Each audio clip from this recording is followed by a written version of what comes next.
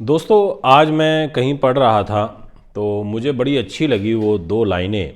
तो मुझे लगा कि जब वीडियो बनाऊंगा तो आप लोगों के बीच में अवश्य रखूंगा। बहुत प्यारी लाइन लगी और वो लाइन ये थी कि मधुर शब्दों में कही हुई कोई भी बात एक्स वाई जेड कुछ भी हो, वो बड़ी कल्याणकारी लगती है। और उसी बात को आप कटु शब्दों में कह दो, मिर्ची लगा के बोल दो, आपका बोलने का तरीका अच्छा ना हो, टॉन्ट वाले वे में आप उसको बोल दो, तो वो अनर्थ का कारण बन जाती है। और अनर्थ भी बड़ा हो सकता है, महानर्थ, महास्तर का हो सकता है। इसलिए इस बात का आपको ध्यान रखना चाहिए कि आप अपनी प्रेजेंटेशन कैसे दे रहे हैं। आप प्यार से दीजिए, भोलेपन से दीजिए, सभ्यता से दीजिए, तो उसका अलग आनंद है। आप कटु शब्द बोलिए तो क्या सामने वाला व्यक्ति आपसे प्रभावित होगा? नहीं होगा।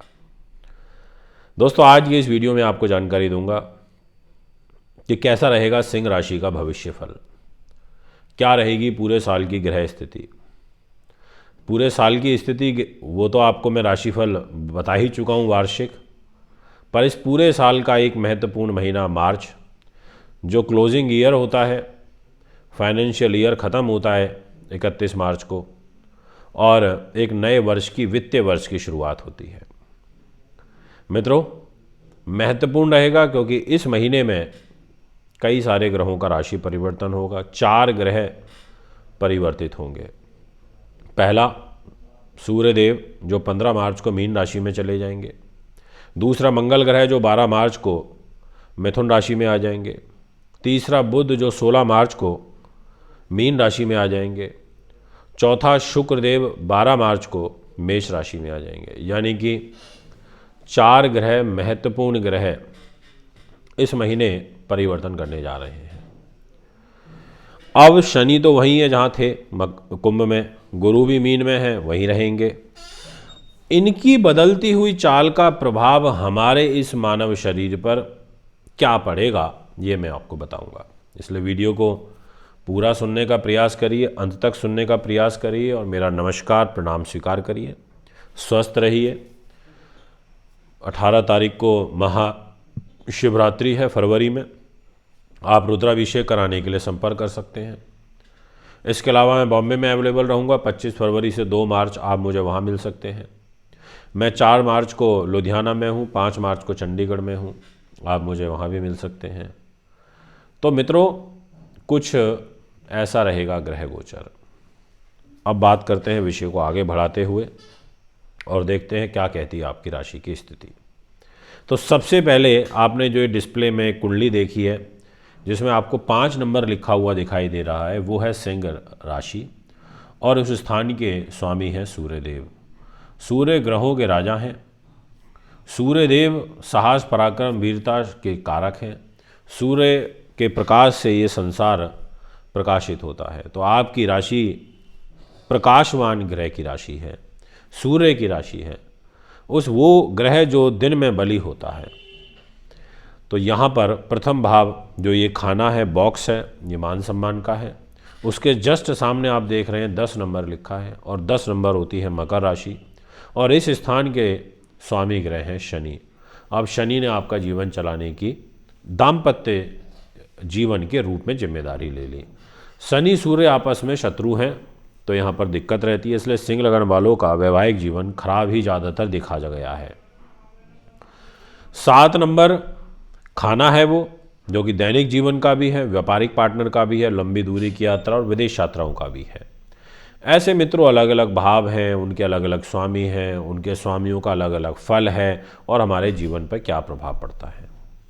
तो आइए, सबसे पहले मान सम्मान की यदि मैं बात करूं तो मैं आपको स्पष्ट रूप से कह देना चाहता हूं, बेझिझक होकर के, कि मुझे आपके लिए पहले विशेष रूप से जो 15 दिन हैं वो अच्छे नज़र आ रहे हैं और बाद के 15 दिन मुझे अच्छे नहीं नज़र आ रहे हैं। क्योंकि पहले 15 दिनों में तो सूर्य देव सप्तम दृष्टि से अपनी ही सिंह राशि को देखेंगे, तो कार्य को गति देंगे, सम्मान को बढ़ाएंगे, कार्यशैली को प्रभावित करेंगे, इच्छाओं की पूर्ति करेंगे, ऐसा एक शुभ फल यहाँ पर आपको प्राप्त होगा, ऐसा आपकी कुंडली कहती है। इसके बाद जो ग्रह स्थिति रहेगी वो बदलेगी, और उस बदलती हुई ग्रह स्थिति का क्या प्रभाव पड़ेगा ये अब आप ध्यान से सुन लीजिए। वो है धन के लिए, वो है पारिवारिक सुख के लिए, वो है आपके शिक्षा के क्षेत्र के लिए, आपकी वाणी के लिए। अब इस स्थान की जिम्मेदारी आ जाती है चंचल ग्रह बुध के पास, और बुध आपके लिए पूर्ण रूप से सपोर्टिव हैं पहले 15 दिन। जी हाँ, मार्च में बुध कहेंगे भैया मेरे से आप लाभ ले लो, मेरे से धन ले लो, वाणी ले लो, एजुकेशन ले लो, ये सब आपको बुध दे देंगे। इसके बाद बुध नीच हो जाएंगे 15 तारीख को सुबह लगभग 11:45 बजे के आसपास, और नीच के होकर के अष्टम भाव में रहेंगे, गुरु के साथ रहेंगे। ऐसे तो यहाँ नीचमंग राजयोग बनेगा तो पैसा तो फिर भी आना है आपके पास में, पैसे को लेके चिंता मत करना। पैसे की स्थिति तो पूरे महीने आपकी अच्छी रहनी है, इसमें किसी प्रकार का कोई किंतु परंतु और दो मत नहीं है, इसको समझ लीजिए। पर मित्रों फिर दिक्कत कहाँ है? दिक्कत है एलर्जी, त्वचा रोग, ये आपको परेशान करेंगे। बीमारी जल्दी घर कर लेगी नीच बुध के कारण, थोड़ा सा भी तला खा लिया और गला खराब हो गया। एक इस प्रकार से जो विकार की स्थिति है आपकी कुंडली में वो यहाँ पर बनेगी, ये मैं आपको स्पष्ट कर देता हूँ।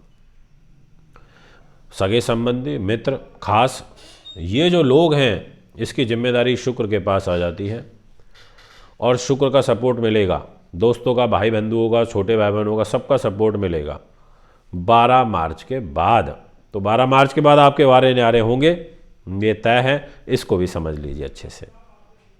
सुख साधन, प्रॉपर्टी, वाहन, ज़मीन, जायदाद से संबंधित कोई क्रय विक्रय करना है तो पहले 11 दिनों में कर लो, बहुत बढ़िया है, ये मैं आपसे कहना चाहता हूँ।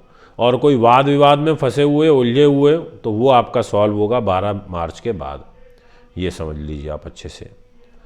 माता का स्वास्थ्य का ध्यान रखना है, वो खराब दिखाई देता है इस महीने में। इसके अलावा बुद्धि उन्नति के दृष्टिकोण से यदि बात करी जाए तो सामान्य रहेगा ये महीना, इसमें मुझे कोई बड़े व्यापक परिवर्तन नहीं नज़र आ रहे हैं।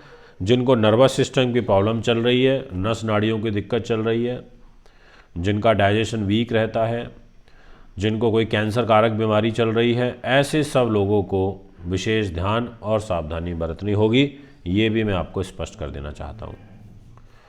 दाम्पत्य जीवन के दृष्टिकोण से यदि बात करें तो स्पष्ट रूप से बोलूँगा कि पहले 15 दिन मुझे अच्छा नहीं दिखाई पड़ रहा, परेशानी रहेगी, दिक्कत रहेगी, और ये 100% आपको मैं कह देना चाहता हूँ।